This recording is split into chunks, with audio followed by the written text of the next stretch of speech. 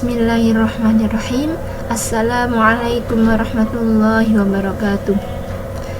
Alhamdulillah, pada saat ini kita bisa berjumpa dalam keadaan sehat walafiat. Oke Mams, pada saat ini saya diberi kesempatan oleh Mbak Minza untuk menjelaskan beberapa hal mengenai haid. Oke, kita mulai. Tema yang kita ambil saat ini adalah tips memahami haid dan masanya secara akurat. Tentunya kita sudah tidak asing dengan haid atau menstruasi. Tapi sudah tahukah apa pengertiannya? Haid atau menstruasi secara menurut hukum agama Islam yaitu darah yang keluar dari vagina wanita pada usia haid dalam keadaan sehat, di mana warnanya itu hitam kemerahan disertai rasa hangat. Nah, usia haid itu kapan? Yaitu minimal usia 9 tahun. Jadi kalau ada anak perempuan usia 9 tahun, berarti dia mulai memasuki usia haid, meskipun belum keluar darah. Jadi seperti yang kita ketahui, ada kewajiban bagi orang tua untuk mengajari anaknya sholat pada usia 7 tahun dan 10 tahun. Kenapa? Agar ketika sudah memasuki usia haid yaitu 9 tahun, anak sudah siap dan sudah mengetahui cara sholat. Nah, bagaimana kalau misalnya usia 8 tahun kurang 16 hari kemudian keluar darah, maka tetap terhitung haid. Kalau misalnya umur 8 tahun kurang 20 hari, maka yang dihitung adalah ketika kurang 16 hari. Yang 4 hari sebelumnya bukan darah haid. Nah, umur 9 tahun ini menurut hitungan hijriyah atau qamariyah. Jadi bukan menurut hitungan Masehi. Bukan misalnya lahirnya 4 Februari. Nah, bukan itu, tapi menurut hitungan hijriyahnya. Nah, kemudian apakah ada dasar hukum dari haid? Ada, yaitu surat Al-Baqarah ayat 222 yang berbunyi Bismillahirrahmanirrahim wa yas'alunaka 'anil mahid qul huwa adam fa'tazilun nisaa fil mahid wa la taqrabuhunna hatta yatuhun fa idza tatahharna fa'tuhunna min haitsu amarakumullah innallaha yuhibbut tawwabin wa yuhibbul mutatahhirin. Yang artinya yang ada di bagian bawah tersebut bisa kita baca dan kita ketahui apa yang dimaksud dengan menjauhi istri. Bukan berarti dijauhi kemudian tidak tinggal bersama, bukan, tapi dijauhi untuk tidak dijima bagi suami istri. Kemudian kalau misalnya sudah suci boleh. Jadi ada kan suatu suku yang membuat tempat sendiri untuk orang yang haid, tidak harus seperti itu. Jadi yang dimaksud dijauhi ini bukan dijauhi secara fisik, tapi tidak diperkenankan untuk dijima. Kemudian tahukah kita perbedaan antara haid, nifas, wiladah, dan istihadah? Nah, darah yang keluar dari wanita itu ada beberapa istilah. Yang pertama tadi kita ketahui yaitu darah haid, atau darah yang keluar dari ujung rahim wanita sehat pada masa tertentu. Jadi haid itu karena kita dalam kondisi sehat, wajar, itu sudah atas penciptaan dari Gusti Allah. Kemudian nifas itu darah yang keluar setelah proses melahirkan. Jadi setelah bayinya keluar, kok keluar darah lagi, itu namanya darah nifas. Kemudian darah wiladah. Darah wiladah ini darah yang keluar beriringan dengan proses melahirkan. Jadi beriringan dengan keluarnya bayi tadi. Nah, selain ketiga darah tadi, kok ada keluar darah di luar masa haid dan di luar masa nifas, maka dinamakan istihadah atau darah penyakit. Bisa jadi penyakit ini bukan penyakit, terkadang bukan penyakit yang membahayakan, seperti misalnya karena kita kecapean atau karena banyak pikiran, itu bisa mempengaruhi sirkulasi darah. Jadi terkadang bisa menjadikan adanya istihadah. Nah, kemudian haid, nifas, dan wilada ini kalau sudah berhenti atau sudah mapat, maka diwajibkan untuk mandi besar atau mandi junub. Kalau istihadah bagaimana? Tidak diwajibkan, cukup istinja atau membersihkan darah tadi, kemudian wudhu. Nah, wudhunya orang istihadah tidak lirafil hadasi, tapi listibahatis sholat. Kemudian, apakah kita sudah mengetahui lamanya haid, minimal dan maksimalnya? Itu sudah mengetahui kan, Mams? Nah, minimal sehari semalam atau 24 jam secara terus-menerus sewajarnya. Jadi, umumnya kan terus-menerus darah itu keluar selama 24 jam.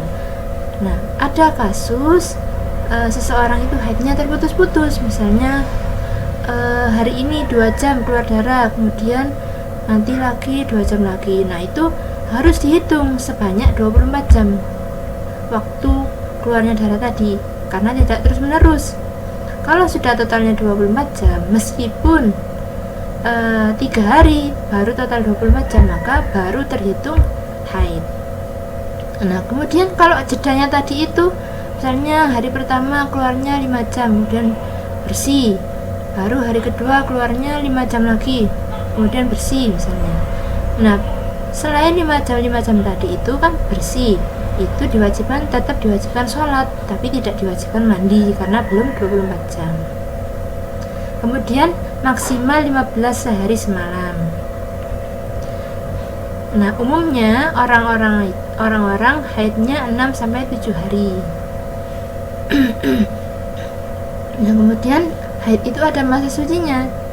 Nah, haid dan nifas ada masa sucinya, tapi kalau haid itu masa sucinya minimal 15 hari, maksimalnya tidak ada batasan. Kalau nifas itu tidak ada minimalnya dan tidak ada maksimalnya, jadi bisa saja sebentar kemudian keluar darah haid, setelah nifas berhenti sebentar kemudian keluar darah haid. Kemudian apa saja perkara yang diharamkan bagi orang haid? Pertama, dilarang sholat, kemudian dilarang puasa, dilarang membaca Al-Quran, dilarang memegang mushaf Al-Quran dan membawanya, dilarang masuk masjid jika khawatir mengotorinya, dilarang tawaf, dilarang wati atau jima, dan dilarang bersenang-senang dengan sesuatu di antara pusar dan lutut. Kalau orang-orang yang hafidhoh itu bagaimana? Nah, boleh membaca tafsir, atau ada pendapat lain mengatakan boleh membaca terjemah dengan niatan bukan niat membaca Al-Quran, tapi niat berzikir atau niat murojaah, itu boleh. Kalau niat membaca Al-Quran tidak boleh. Begitu juga dengan memegang mushaf ini. Kalau memegang tafsir boleh. Nah, ada juga pendapat yang lebih ringan, yaitu boleh memegang terjemahan. Kemudian masuk masjid jika khawatir mengotorinya. Nah, ada pendapat yang agak ringan, yaitu boleh masuk masjid selama tidak khawatir mengotorinya, karena kan sekarang sudah ada pembalut. Nah, dulu itu belum ada pembalut, maka dilarang masuk masjid karena khawatir mengotorinya. Tapi ada juga pendapat yang hati-hati, jadi tetap meskipun sudah adanya pembalut tidak boleh masuk masjid. Itu pendapat yang hati-hati. Kemudian ketika haid, hal pertama apa yang harus kita lakukan? Jika pertama kali haid, pertama cek umur berapa saat keluar darah dalam hitungan hijriah. Misalnya saat itu umur 9 tahun, oh berarti sudah masuk haid. Oh ternyata pada saat itu umur 8 tahun kurang 20 hari, berarti 4 harinya itu bukan darah haid.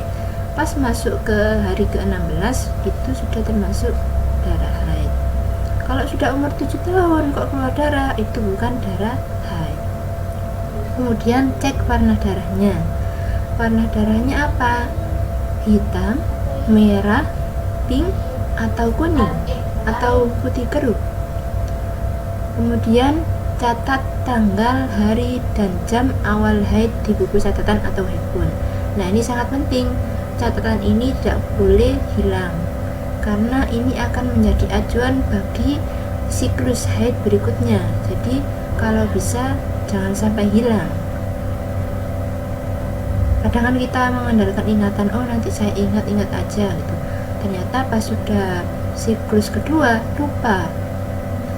Dan ternyata pada saat siklus kedua haidnya lebih dari 15 hari. Nah, catatan yang kemarin, siklus yang kemarin itu sangat penting.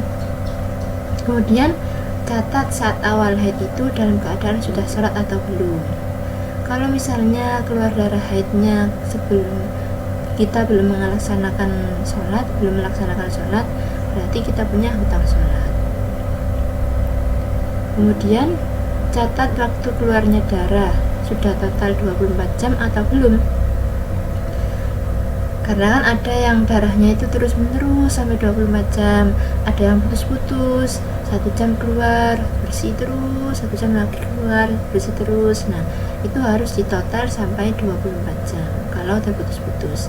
Kalau terus menerus juga harus ditotal 24 jam. Nah, kemudian jika sudah pernah haid, apa yang harus dilakukan? Yaitu pertama, catat tanggal, hari, dan jam awal haid di buku catatan atau handphone. Kemudian catat saat awal haid itu dalam keadaan sudah sholat atau belum. Nah, catatan ini sangat bermanfaat bagi ibu-ibu yang program hamil. Jadi kalau misalnya ingin program hamil, sekarang waktunya masa subur, sekarang bukan waktunya masa subur. Nah, itu bisa dilihat. Atau ingin menjarak kehamilan, bisa juga lewat siklus haid yang sudah dicatat tadi. Kemudian cek berapa hari lamanya haid biasanya atau bulan-bulan sebelumnya. Misalnya biasanya 6 hari, selalu tiap bulan 6 hari. Ada juga yang tidak konsisten atau berubah-ubah, kadang 6 hari, kadang 7 hari, kadang 8 hari, kadang 9 hari, tidak tentu. Ada juga yang ada siklus, ada konsistensinya itu 3 bulan 3 bulan. Misalnya bulan pertama 6 hari, bulan kedua 7 hari, bulan ketiga 8 hari, bulan besoknya lagi 6 hari, 7 hari, 8 hari, seperti itu. Berarti siklusnya 3 bulan. Kemudian putus-putus atau lancar itu juga perlu diingat atau dicatat. Kemudian cek kebiasaan warna darah ketika haid, darah kuat atau darah lemah. Yang tergolong darah kuat seperti hitam kemerahan, atau merah muda. Nah, kalau darah lemah seperti kuning, putih keruh, nah itu termasuk darah lemah. Kemudian catat waktu keluarnya darah sudah 24 jam atau belum. Kalau kurang dari 24 jam berarti belum tergolong haid.